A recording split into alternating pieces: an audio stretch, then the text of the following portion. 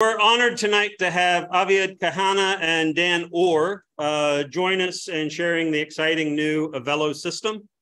Aviad invented and developed the Avelo system by questioning the need for heavy and cumbersome dive equipment. His diving career began in the Red Sea, where he led destination dive trips as an instructor. He's been diving for more than 28 years and has experience in technical diving and other specialties. Dan is a returning guest to SeaDevils. He's an inductee into the International Scuba Diving Hall of Fame, has been the recipient of many prestigious awards and honors, some of which include the NOGI Award for Sports and Education, the DEMA Reaching Out Award, the Leonard Greenstone Award for Dive Safety, Beneath the Seas, Diver of the Year, and the Wyland Foundation ICON Award for Lifetime Achievement. There may be a couple that he hasn't gotten, but I honestly don't know what they'd be on that list. So please join me in welcoming Aviad Cahana and Dan Orr.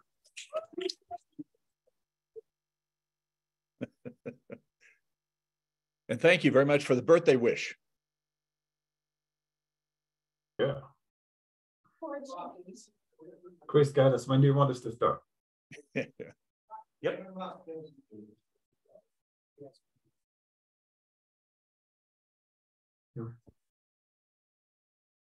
If I got crazy, I'll turn it back on. Are we ready? We're ready. Okay. Okay. Hold on, let me move some stuff around. Yeah. Okay. So Chris already introduced us. We don't need this. Chris, I'm just doing a sound check. Can you guys hear me okay? Yes. Turn it down just a little bit. Cool. So hi, everyone. Thank you for having us. As Chris said, this was the impetus for starting all this. I'm sure you noticed it by now. The dive gear is pretty heavy, and it always feels heavy outside of the water. It's fine once you're submerged. So we started from this. This was the humble beginning. In here, we're going to talk about why scuba gear is so heavy. Was that always the case? Is it just weight, or are there other issues in diving? And what can we do to make it better? So the first question is, why must scuba gear be so heavy? And the answer is it's because it's buoyant. When you take a wetsuit, and even an empty BC, and it doesn't matter if it's a wing and backplate or a wraparound BCD, and you take an empty tank and you put them all together and you put it in the water, it will displace a fair bit of water. If you quantify how much is a lot, it's about 70 pounds on average. So to sink that, you need to take a total of 70 pounds of mass. There's no way around it. It doesn't matter if it's a steel tank or more weight. At the end of the day, mass is mass and displacement is displacement. So if the whole gear displaces 70 pounds, no matter the gear, you need to take 70 pounds of mass, and that's what your back and shoulders are going to feel. And on top of this, you need 6 pounds of air. That's how much airfill is in a normal 80 at about 3,000 PSI. You have 6 pounds of air in there, and that's going to be consumed throughout the dive. What it ends up being is that most of us are carrying 70 to 75 pounds of mass into the water on average. How much weight is that? That's a lot. There are studies all over the outdoor industries that define how much weight is heavy. The way to do that is you take a percentage of your body weight. So you all can confirm that. Take 20% of your body weight, and you see that that's about the mass that you would carry, which when you carry it, you'll declare it to be about comfortable. Every 5% above that very quickly becomes uncomfortably heavy, extremely heavy, and then it goes into, the I don't want to do this anymore. And on average, we're somewhere here. We're between the 70 to 75 pounds. So scuba is heavy. And while every other industry was racing over the last, especially 20 years, towards lighter and more efficient gear, Scuba sort of stayed in this, you must be heavy, it must be heavy because of the displacement. If the gear displaces that much water, you must be heavy, or you must take the gear. You must take that much mass. Okay. If you go back to the origin of Scuba, there was just a tank and a regulator, and there was no wing or a BC. And the compressed air in a standard fill was still 6 pounds. So people just weigh themselves to be 6 pounds negatively buoyant at the beginning of the dive, and then as they consume the air, towards the end of the dive, they'll be about neutral. Now, starting the dive like that wasn't comfortable or safe, because what we have in our lungs when we breathe comfortably is an exchange of volume that is about 1 pound of buoyancy. It's about 500 milliliters. It's called the tidal volume, and this is just normal breathing. And as you can see, it undulates, the buoyancy force on you will undulate by about 1 pound. Trying to jump into the water 6 pounds heavy, there's an imbalance, and the diver at the beginning of the dive feels quite heavy. But towards the end of the dive, when they reach neutral buoyancy, that neutral buoyancy was ultra stable. It wasn't even close to what we can feel today towards the end of the dive. It was the true freedom of Scuba. A diver could go up and down the water column, and wherever they stopped, they would just hover. And ascending and descending was magical. But it only lasted towards the last few minutes of the dive. The addition of the BCD brought in a lot of good things. It was the flotation on the surface, and it fixed that beginning of the dive issue. But at the same time, it brought in a lot of buoyancy. Even an empty BC displaces quite a bit of water. And worse, because of that buoyancy, it brought in a lot of weight requirement. And the biggest problem was that addition of compressible volume. It suddenly introduced a new element into scuba diving. So when we say compressible volume, really, we mean the air pocket inside the BC. When you look into the BC, it's equivalent to a balloon. And again, it doesn't matter if it's a wing and back plate or a wraparound or side mount, they're all air bubbles that we control underwater. And in physics, the larger the volume of the bubble that you start from, with every little change of depth, 5 feet above or 5 feet below, there's going to be a serious change in the volume of that bubble. A large bubble is going to grow a lot more than a smaller bubble.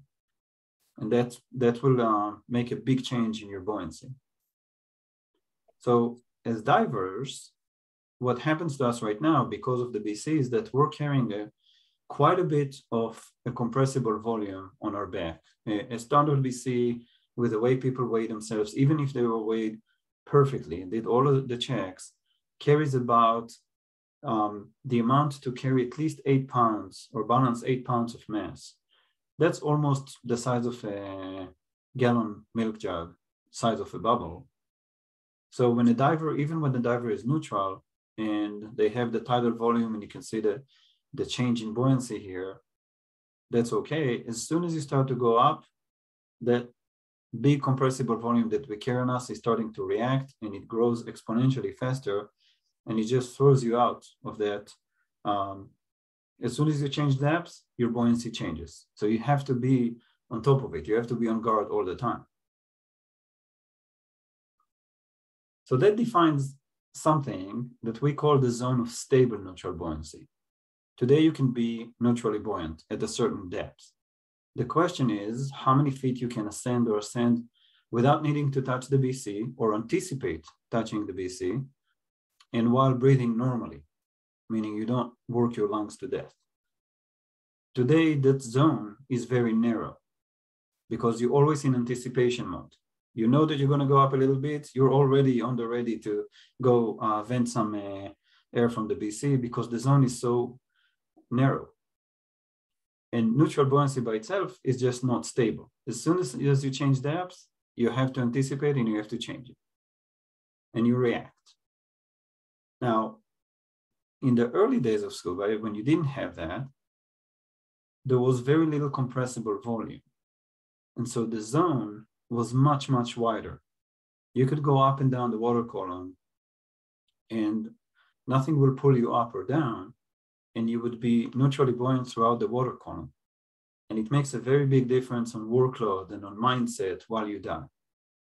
So it's not surprising that towards the end of the dive, in those early dives, when they used to go up and down, without the compressible volume of the BC, they were just neutral, and that neutral buoyancy was very stable.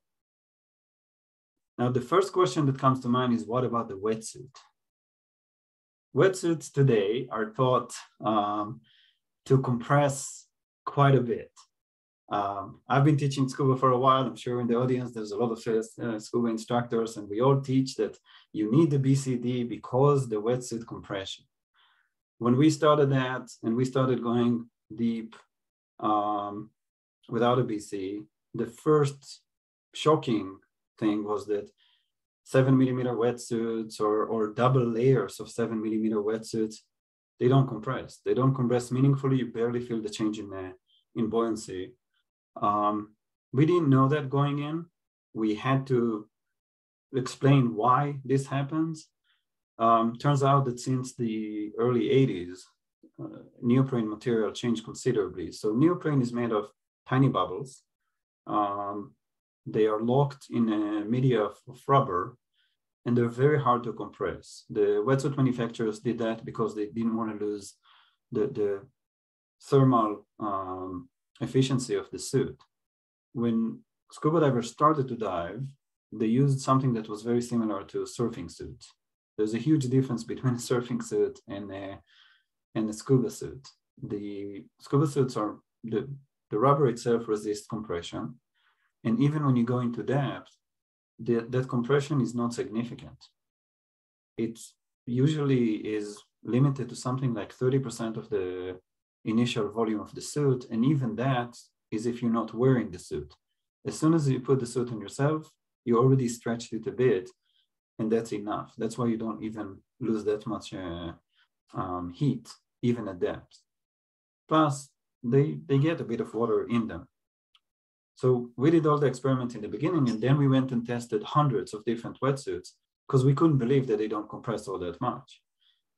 The bottom line here is that the BCD is not really needed to compensate for wetsuit compression. Even if you take very heavy wetsuits and you take it to 100 feet, the total change in buoyancy is going to be between 3 and 4 pounds. The BCD really is needed to balance or the additional weight throughout most of the dive, because you are going in, you have to go in heavier because you're going to lose all that air. So you have to carry that weight. And that's why there's a large balloon on your back and you have to balance it out. To summarize it all, scuba philosophy evolved to be patchwork. There was a tank. We knew that we're going to get out of buoyancy because we carried air and we're going to consume it. So we took weights. Then we go into heavy. So we add a balloon, a BCD. And the result is really this shaky sensation that we have underwater until we try something else. The standard scuba system is inherently heavy, that we know. And it also provides an unstable form of neutral buoyancy. Again, you can be neutral, just not stable. So the thought was, what if instead of adding buoyancy, we can remove it? What if we knew that we're going to lose that 6 pounds of mass, that is the gas that we're breathing throughout the dive. So we'll start the dive 6 pounds heavy, then we go to 3 pounds heavy, and towards the end of the dive, we're great. Well, instead of taking a balloon and strapping it to our back, what if we had a tank that can lose buoyancy in the same rate that we're losing the mass from the tank. That's where it all started.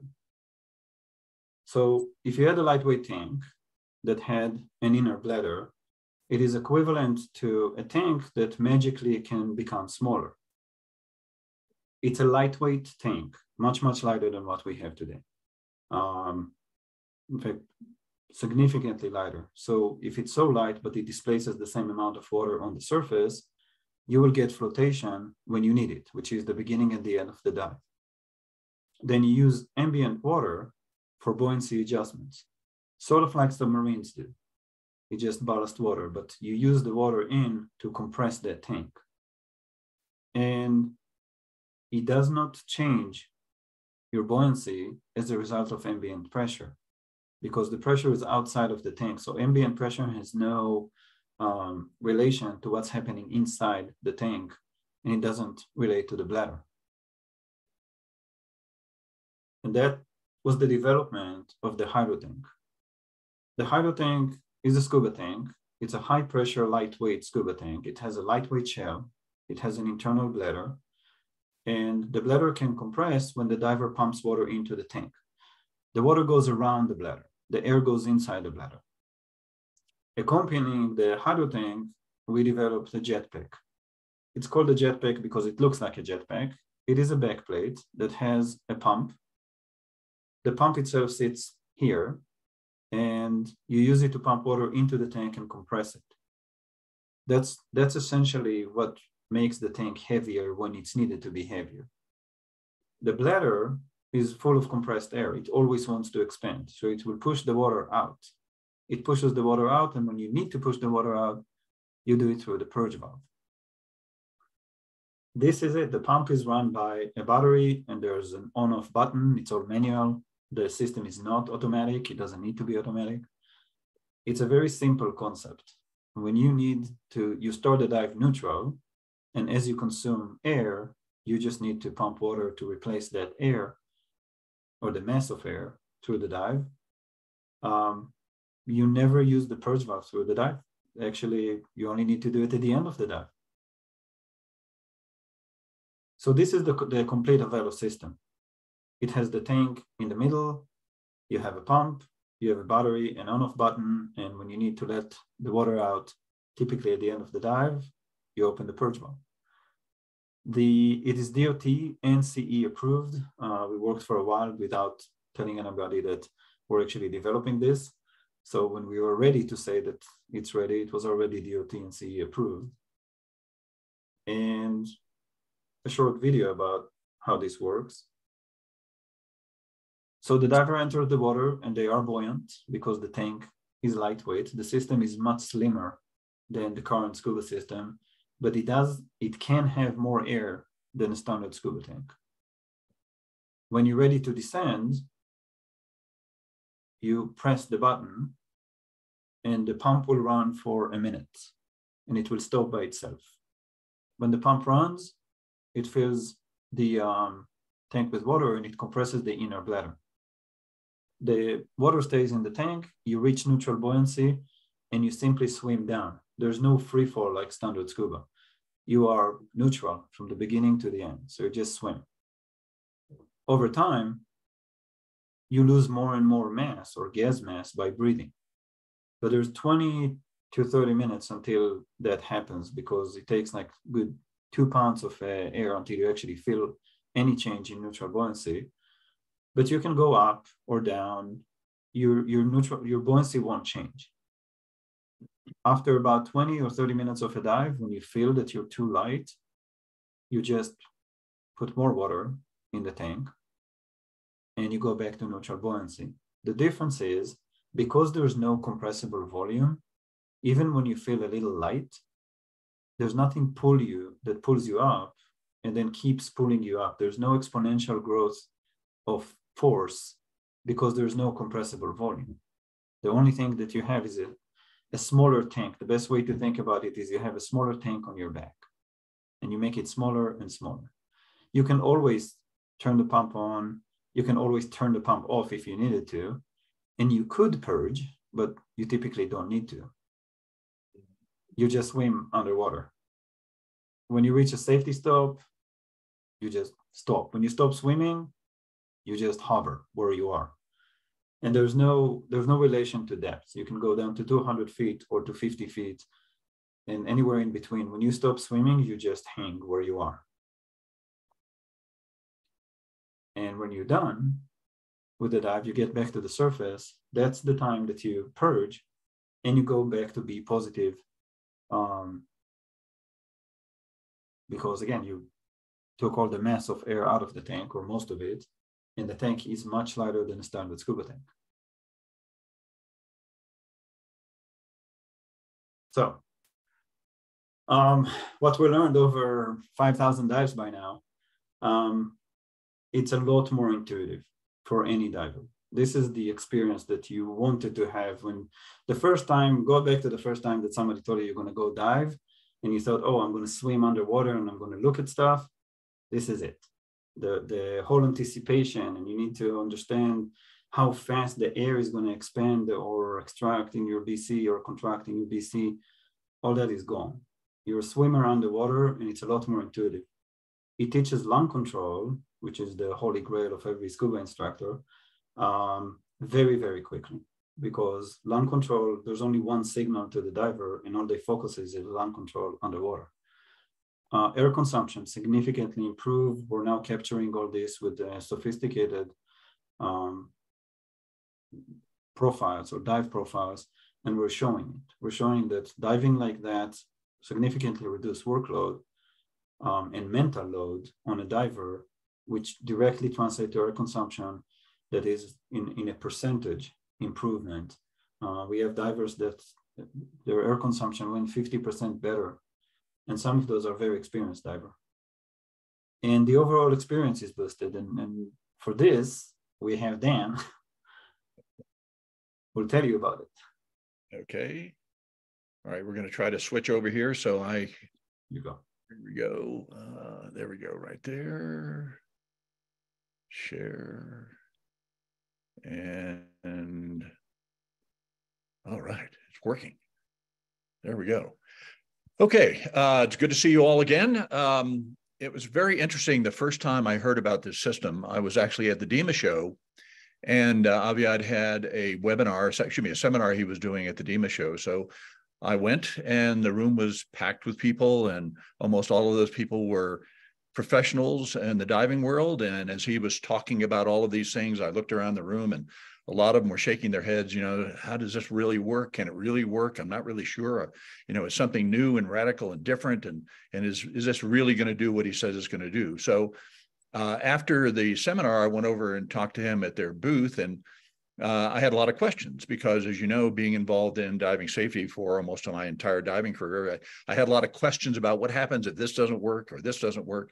And so we talked about it for quite a while, and then he invited me to come to Maui, which is really tough to do, but invited me to go to Maui to be involved with some of the test dives. And so I got there and had an opportunity to use the equipment. And so when you look at the first few things, the first few bullet points there where it says lung control becomes second nature in minutes, and that really is true because the learning curve is very, very short.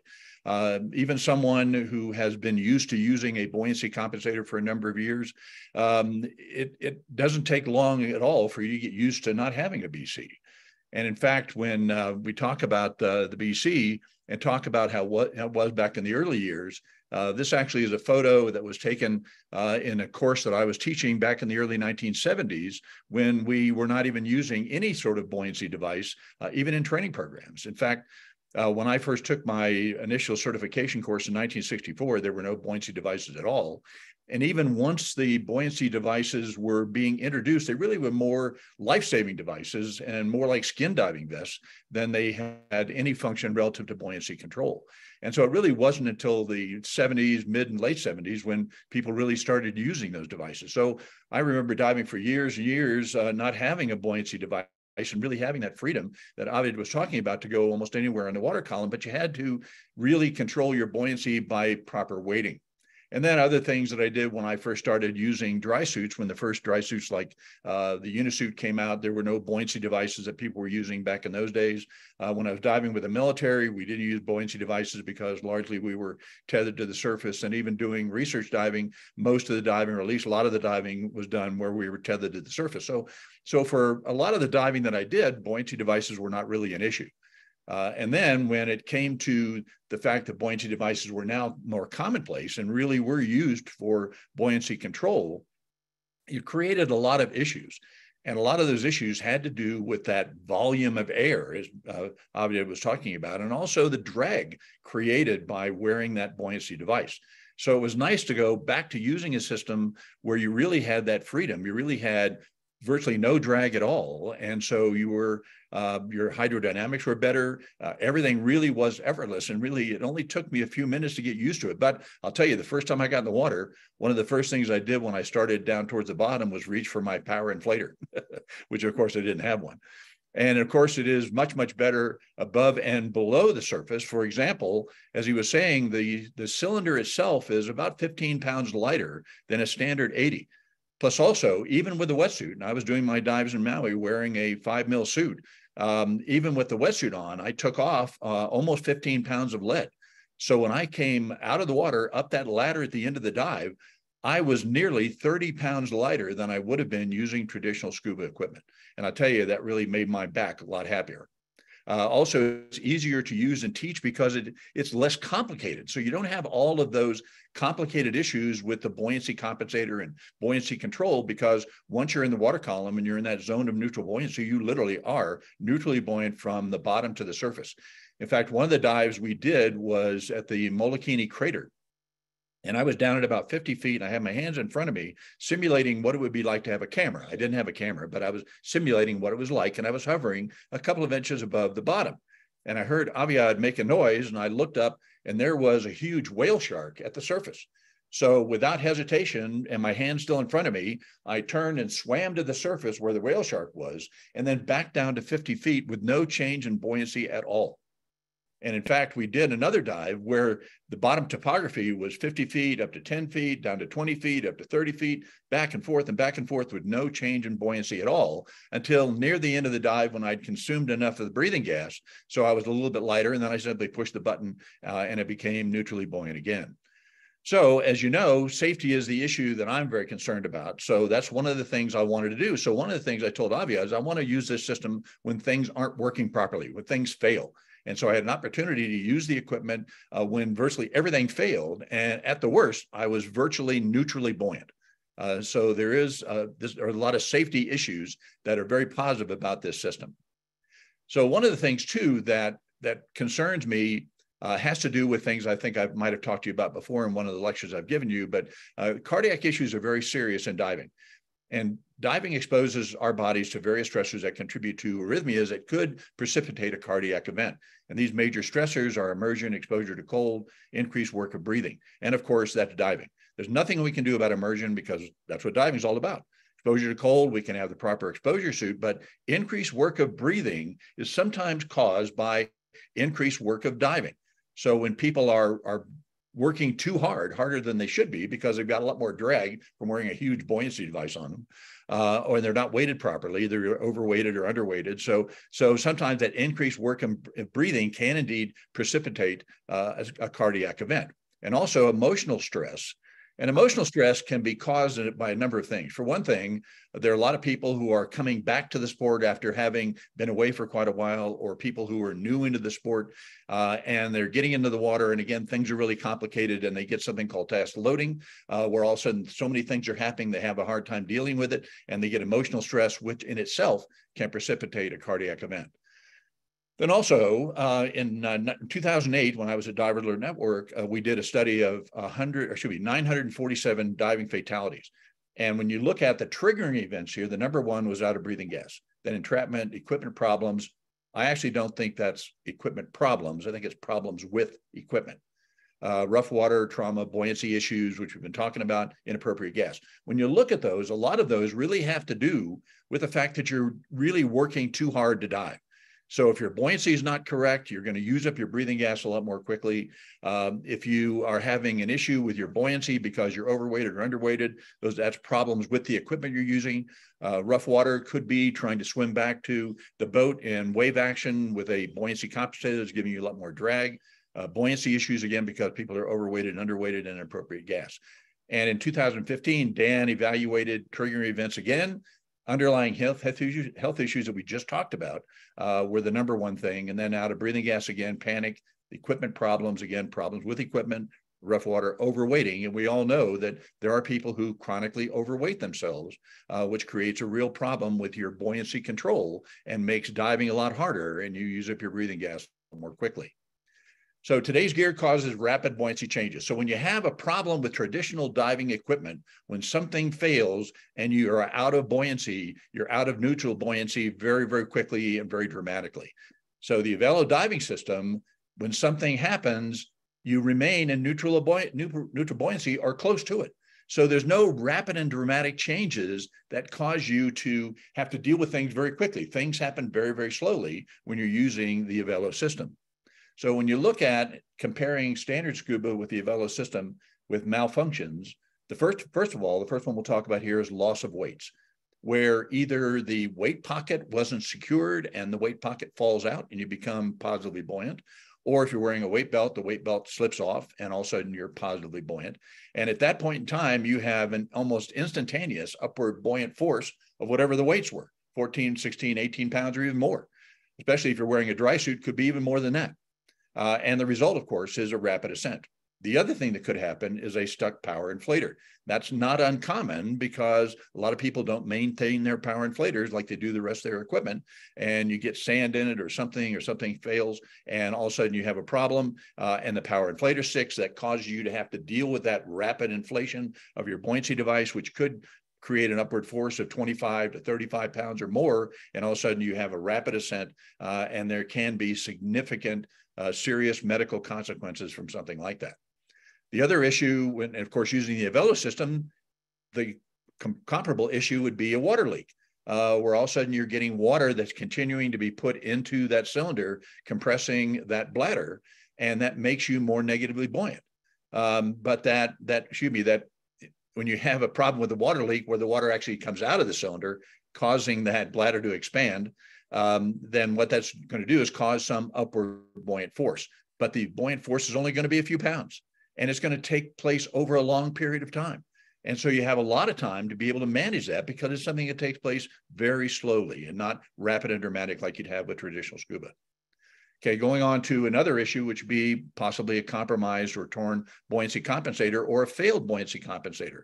I was actually on a dive trip to Cuba last year, and one of the divers got in the water and the power inflator hose and the inflator hose itself all came off of his buoyancy device. He lost all of his buoyancy control and sank to the bottom.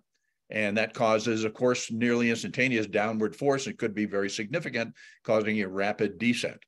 And the other comparable thing with the Avelo system is where you have water overfill, which is what I was actually referring to earlier, but the water overfill where the water continues to go into the cylinder, compressing that bladder, making you more negatively buoyant, but that downward force is only a few pounds, and that happens over a long period of time. And all you have to do is to purge the water out of that cylinder very easily, and it's not dependent on battery power. It can be done manually. So it really is something, again, that doesn't create any kind of rapid or dramatic change in buoyancy. You might have seen this video. This is actually a screen grab from a video of a young lady who was with a group of divers. And I believe, there's no way actually knowing, but I believe she was overweighted during the dive. Because at the end of the dive, you can see everybody turn to each other, give everybody the thumbs up, indicating the dive is over and they're going to head to the surface. And all of the divers are going towards the surface. They all have their hands on their inflator to dump any expanding air as they ascend and maintain neutral buoyancy. Well, if you watch her, what she does is she actually dumps the air out of her BCD. And as soon as she dumps the air out of her BCD, she's starting to swim like the rest of them, except she's not going up, she's actually going down. And then as soon as her feet or her fins hit the bottom, all of a sudden she goes into full-fledged panic and claws her way to the surface, ripping her mask off, ripping her regulator out of her mouth. And it's a miracle she survived without injury. So those are the kind of things that can happen with traditional scuba. So what happens if things like the battery fails? So if the battery fails for some reason, there's no immediate effect on buoyancy. So there's no significant, rapid, and dramatic change at all. And you simply consume the breathing gas, and it'll eventually make you slightly buoyant. And that's going to be by a pound or two. And that happens over a period of time, 15 or 20 minutes. So that gives you a lot of time to understand what the problem is and end the dive, including doing your safety stop. So again, there's no rapid and dramatic changes. What happens if the bladder that contains your breathing gas is compromised? And if it is compromised, then a small amount of air may come out of that bladder into the cylinder itself, causing it to be saturated into the water. And the air is still contained into that breathing bag or that bladder. So you're really not breathing or losing any of your breathing gas. And of course, if that happens, then there's a lot of time to be able to safely end the dive, understand what the problem is, and do your safety stop. And again, nothing happens with the Avelo diving system that is rapid and dramatic, causing you to really compromise your safety. Okay, Aviad, you take it from here? Sure. Okay, let me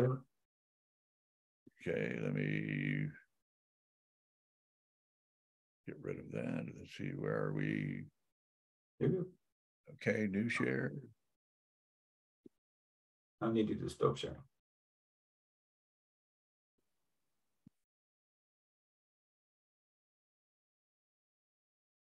Okay.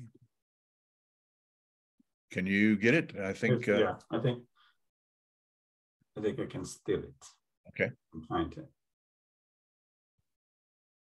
Let me know if you can see it. Can't. We need the SeaDevil. Hey, folks. Chris. Can you guys see my screen? Can't see your screen. We see a Zoom screen. Okay. Okay. I'm moving it up and down. Can you see that? Yeah. Dan, it shows that it's still showing your screen. So maybe try and stop sharing again. Okay. Pause share, stop share. There we go. There we go. Now we've There got it. Okay. Okay, Cool. there we go. So this whole thing, once we started diving and we saw that we did a pilot with participants all the way from open water the day after Standard Scuba open water, all the way to, with more advanced divers, early stage dive masters, later stage dive masters, instructors, newbie instructors, more experienced instructors, course directors, and so on, dive shop owners, and then all the way to Dan Orr. And we got a response. We knew where this is going.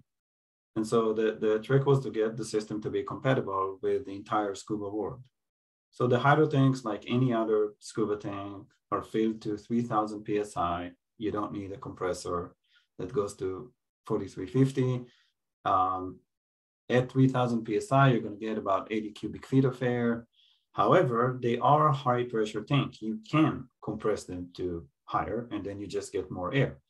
So every one of our Hydrotank is a 300 bar. It goes to 106 cubic feet if you have access to that, which is just more air. We do use the valves.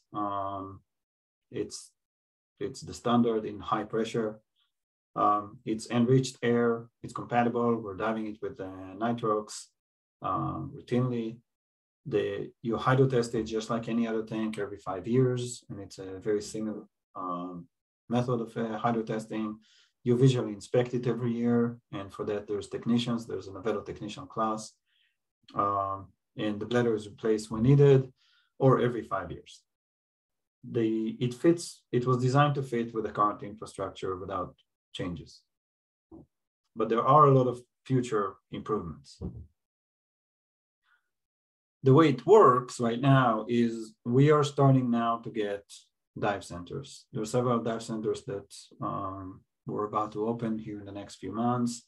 The last year has been a rapid attention that a lot of people came to Maui, a lot of recreational divers, many dive shops, and even more so, a lot of industry, the top of the scuba industry came to Maui, and we dove with a lot. The way that we're working is we're opening Avelo dive centers. Those will carry the product itself for rental to begin with. We're not selling it quite yet. They are conducting diver education. This is a specialty. If you're a recreational diver, then you're welcome to join the club. And to join the club, we need Avelo instructors. So the same Avelo dive centers will have a Avelo certified instructor that can teach the specialty, and the same locations will do all the service for themselves. And once we go into sales, they'll be the service technicians for the gear. We are working in locations that will be soon announced. Maui is already commercial. You can come tomorrow to Maui and dive it here. That's ready. If you're interested, contact Dive with Harmony. She's co-located with us, and that's where you can dive it right now. Soon here, we're going to have a location in California, the Keys. We're going to have a Caribbean. Those are coming up very soon. And on the horizon for end of this year, early next, there's going to be a Red Sea and Australia. And those first ones are the hubs. They're the local, their first taker, and this is going to disseminate from them. We're going responsibly. We had many offers to go and do that quickly and just sell as many as we possibly can. I think Dan will join me on this. This is a true change. It's a mindset change. It changes how we think about scuba. It's worth doing a little bit slower, but responsibly, and introduce it to the entire market. So the approach is to start with those 6 and grow in those regions first, and then move it more mainland, and those are all destinations, and then we'll move it back to mainland America and mainland Europe mainly. And with that, then do you have more comments? Yeah, I've been in this industry an awful long time. I've seen a lot of equipment come and go. When I first saw this and really had an opportunity to dive the system, I was absolutely convinced that this is the future of our sport. I was thinking about when I was diving it, I was thinking about what it would have been like teaching. It would have made teaching a lot easier because you would not have to deal with all of those changes in buoyancy. It's a much easier system to use. It is lighter weight. And as you know, I do a lot of time talking, spend a lot of time talking about the older diver. And this is a system that I think is very, very good for the older diver because it's lighter weight and a lot less complicated than using all of the equipment necessary to do traditional scuba. And as the tagline says, it is simply better scuba. So, thank you, Dan. We'll take questions. The sound of silence. Thank you very much. I don't think we're on mute, are we? Yeah, you're on. No, no, we can hear you, but I think we can't hear the audience because they're too far from the microphone. Okay. Any questions in the Peyton? Chris, I have to ask the question about how do you determine how much gas you have left while you're diving, since you're no longer using your pressure gauge as an indicator? You do. You use your pressure gauge as indicator. You can use an analog gauge. We used analog gauge for the first 2 years of testing. We logged everything on computers, but you use your analog just like you use it today. The change in pressure manifests itself at the beginning of the dive. You jump in the water, you start the pump, the bladder compresses, you get the top pressure. So for example, let's say that the pressure went from 3,000 PSI to 3,600. That's your reference pressure. So you plan the rest of the dive based on that. Just like you do, if right now you started to fill on 3,000 PSI, so 1,500 you turn back, or however you do it. If you do it with a rule of thirds, then can't do the math right now, but whatever that is, 1,800, I think. So with us, you reach neutral buoyancy, you look at the gauge, that's your reference pressure. The rest of the dive is planned based on that, according to the same rule. We are doing some very interesting things with the profile. I'll answer a question you're not asking, but to the question that you're asking, later through the dive, every time you put water in the tank, the pressure changes are very, very small. You only replace the amount of air that you're consuming. So just to give you a sense of this, the capacity of the tank for water is 22 pounds. When you breathe about 1.2 pounds of gas, we all have different tidal volumes, so it changes from person to person, but between 1.2 pounds or 1.5 pounds is when you start feeling slightly buoyant. So you put water in the tank, you only need to replace that 1.2 pounds of gas. So if you do the math, the ratio, you know, between 1.2 over 22 pounds, that ratio, that percentage is how much the pressure is going to increase. So you're going to get an increase of, you know, 50 PSI. It's not significant. It's almost within the accuracy of the pressure gauge. So of course, with a dive computer, you know, you can see every little thing. On a gauge, you won't even see the difference. The increase is very small. So you can definitely use an analog, and we teach how to use an analog. What we are doing with the dive profiles, though, is we're actually using that to our advantage. We're using the dive profiles to monitor not only air consumption, but every little pressure increase. And that pressure increase tells us how much water you put in the tank, which means we know how close you are to neutral buoyancy all the time. We have graphs. I can share it with you. I think I have it. Oh, here. So here's how you plan a dive. Here's a regular dive. As I said, you start the dive, you compress the tank, pressure is going to start. This is all in bar because it's easier to do the math like that. This is an inner volume of a 10-liter tank. You start the pump at the beginning of the dive, the pressure is going to rise. Whatever that number is, that's the number that you plan to. The rest of the dive, you kind of coast on it. And again, the halfway point and the reserve are the same as today. But because we know it, because we know those pressure increases, you can use the data on any dive computer to know how much water you put in the tank. So the green graph is your pressure. The purple is the bladder volume. And what it allows us to do is track all the water fills throughout the dive. And we know two things. We know how much mass you consume. So we know how much the buoyancy force upwards is on you. And then we know how much water you put in the tank. So we always know how much mass you have. So when you compare the two, we developed a tool that is called the buoyancy diagram.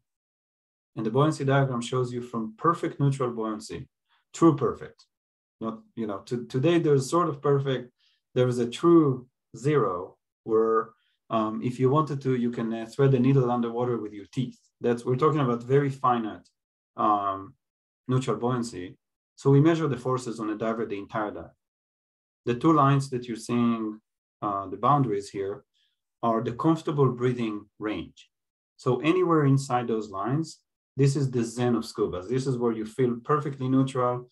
It's this magical sensation of scuba, except with us, you can go up and down wherever you want. It doesn't change that. So as long as you're inside of this, you can breathe comfortably and you'll be neutral. You can see that in this profile, the diver, you know, went from positive to sort of the bottom of that comfortable range and then coasted on it for almost 30 minutes. Then they did a little adjustment, a minute 34, and they should have coasted a little longer, but they didn't. They did another adjustment, or they ran the pump for a little bit more, so we can track the whole thing. And we're now developing a dive computer that not only tracks that, but it can tell you that. And it goes beyond that. Even for very experienced divers, it will show them their workload. So based on how close you are to neutral, and as long as you're within those two lines, that will be your optimal sec rate, your optimal workload underwater, your optimal comfort zone. When you're out of it, and we do it sometimes on purpose to show that to people. When you pump, a little bit too much or above, you won't necessarily feel it underwater. This is as if I, handed you a pound and a half of weight or took away a pound. We're talking about a single pound. When you're out of this comfortable zone, air consumption rates rise more than people think that they do. It's much more dramatic than what you find, but you can only see it with those dive profiles. So now we're in several collaborations. Those dive computers will probably be available, or this mode will be available next year. And so we use the same data, but the air tracking is the same as it's done today, even without a computer. And when you look at things from a practical standpoint, there really is not a whole lot of difference in how you would conduct a dive. For example, when I put the equipment on, got in the water, I looked at the pressure gauge, I started the pump, and what is unusual is you see the needle rise, which is something you normally don't see, and that'll give you what your maximum pressure is. And then during the dive, everything works the same way. So there's no drag. It's much easier to do the diving that you're doing. The other thing that I thought was different about the system is the fact, as Aviad mentioned, the valve uses a DIN fitting. So that's something that a lot of people in the US, for example, don't use, but you can actually get an adapter, and you're using the same regulator you use regardless of what equipment you're using. So the regulator is going to be the same. And the other thing that I thought was unusual was the cylinder goes in the backpack backwards. And I know Aviad's smiling there because I had a real hard time with that, having the cylinder in the backpack backwards, but because of the length of the cylinder and the way everything is situated, it really works well that way. Even though in traditional scuba, that would look like there's a mistake being made. But it really is a very easy, less complex system to use, and everything works well. Now, I did see that there was a question about the bladder being compromised. So if the bladder is compromised for some reason or other, the bladder is inside of the cylinder. So the breathing gas, even though it might escape from that bladder, is not leaving that cylinder. So it's not being lost. And so it is still there to breathe from. So you won't be in a situation where if the bladder fails, all of that breathing gas is going to go out into the environment, you lose it, won't have anything to breathe. It stays inside the cylinder and you still have breathing gas. Yeah, we intentionally punctured them in the early days. And if the question is, can water get into the bladder? No.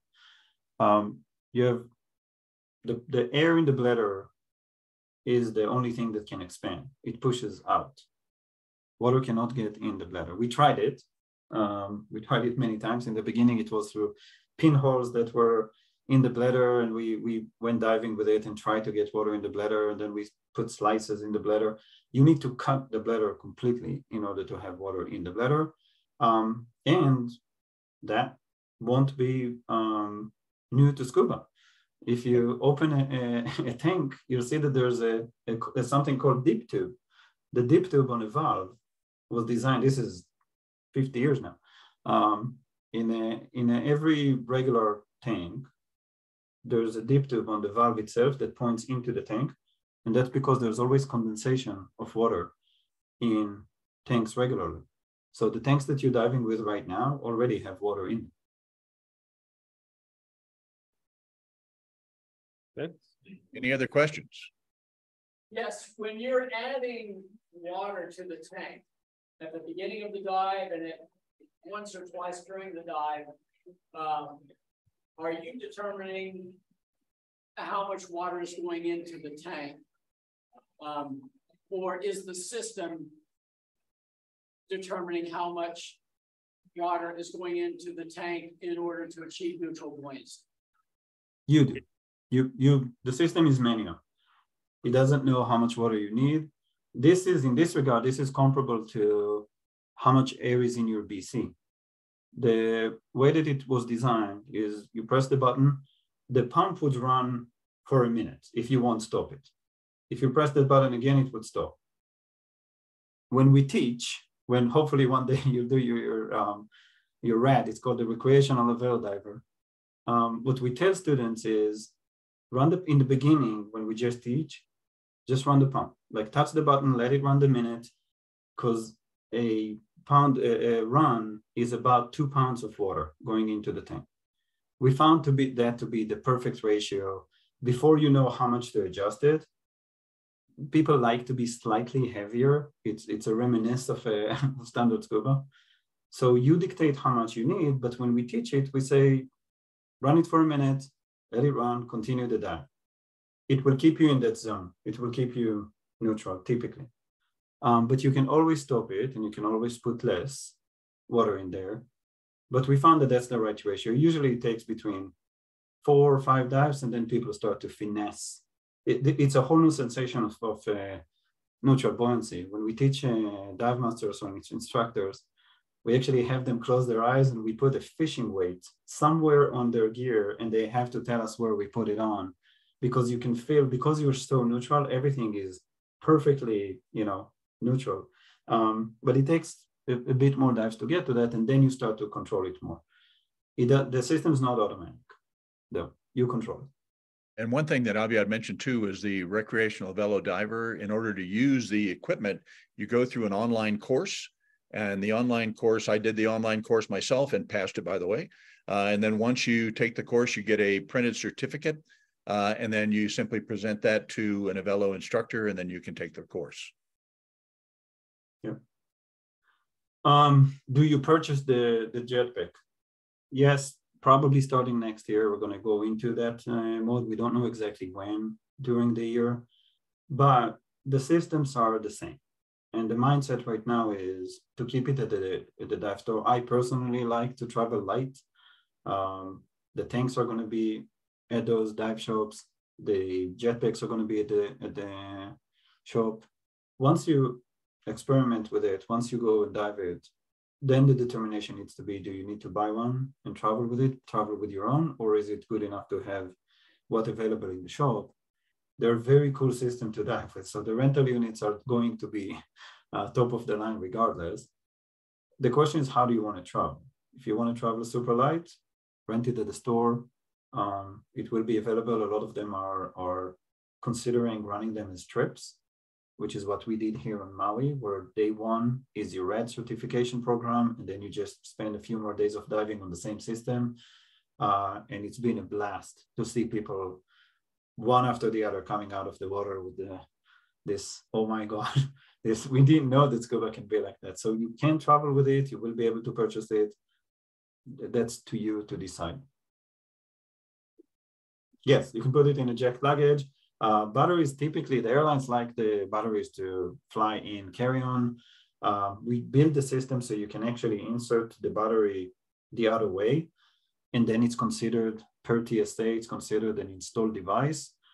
They still, like, I flew with the batteries either way. I can tell you that they like the batteries to be in your carry-on. The batteries are very light, so it's not that big a deal. And there's no, when you fly with it in carry-on, there's no restriction on how many you can fly with. And we built them like that. So yes, they can fly either way. Don't be surprised if, especially in a remote location, somebody is telling you to go fly with it in carry-on. Yeah, that's right. But when you're saying being able to fly with it, you're talking just the jetpack, not the Hydrotank as well, right? You wouldn't be able to fly with the Hydrotank. Tank. Yeah, I don't know how many people dive with or fly with pressure vessels. I, by now, flew multiple times with them. They're lighter, so it's possible, but you do need to take the valve off. So you have, because you can't fly with pressurized gas. So it's possible. Will the resorts know how to fill it? Yeah, they fill it just like they fill a standard tank, and their DOT NCE. So that problem is solved. Yes, we fly with it. The team here fly with it constantly. You show up, they look for the DOT label. It has a DOT. It has a label on it that it went through hydro and viz. And as far as they're concerned, they're filling it. Yeah, they'll fill it like any other tank. You determined yet how much the jetpack is going to cost the consumer? We're not like getting into pricing right now because we don't have them, because we're scaling up, and only after the scale up we'll know exactly what the pricing would be. I can tell you it's going to compete with the higher mid-range of standard scuba prices. That's about where the aim is going to be. It's not, this is not a rebreather. It doesn't have it doesn't carry super expensive stuff. This is open circuit standard scuba, just better. It's going to be priced to match that. Okay. Dan mentioned there's an online portion to the specialty. How long does it take to complete? How many dives? Are you a couple days, or what's needed to become an Avelo diver? So to become an Avelo diver, you contact one of the dive shops or you go now and contact, as I said, Dive with Harmony, and she'll issue you a red invite. And the online portion takes about 2 hours to complete. It has 3 sections in it, and an optional section called section 4. And those will take you through a bit about the philosophy, and then what the system is, how to assemble it, how, you know, the technical details. And then there's a section there about practices, what to expect when you go into the water. And then the day of the red, it's 1 day, it's 2 dives. There's a briefing that is about an hour, and then dive 1 that you would feel like this is Discover Scuba because it's new, and the whole sensation of not having a BC and not messing with everything. And there's a specific skill where you actually experiment with depth changes, and the whole idea that you change depth and it doesn't affect your buoyancy. And then you change tanks and batteries, and you go back in, and you do a dive. You do all the skills just like in open water skills, and then some. And really, that dive is the dive that you'll experience every failure mode possible. We mimic all the failure modes, so you see what it feels like, and that's it. Usually, the day starts at about 8, and you end by 1 or 2. And then you need like a day. The more experienced you are, the more you need like a day or 2 to process what just happened here. Okay. Any other questions? Well, again, thank you very much, Aviad. Dan. Our pleasure. We thoroughly enjoyed it. We're definitely looking forward to seeing some of those locations open up. As much as I would have loved to have flown to Hawaii to check this out, so some of your Caribbean or Florida destinations are going to be a little easier logistics to get to. So very, very exciting. Thank you very much for sharing it with you or with us, and look forward to hearing more about it at DEMA. Great. Thank you. Thank you all very much. All right. Thank you. Just a reminder, Diver Day this weekend. If you haven't signed up, please call Dive Connections tomorrow. Our next meeting is August 19th.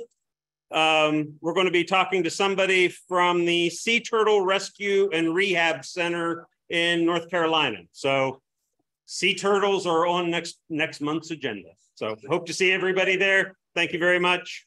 We'll see you then.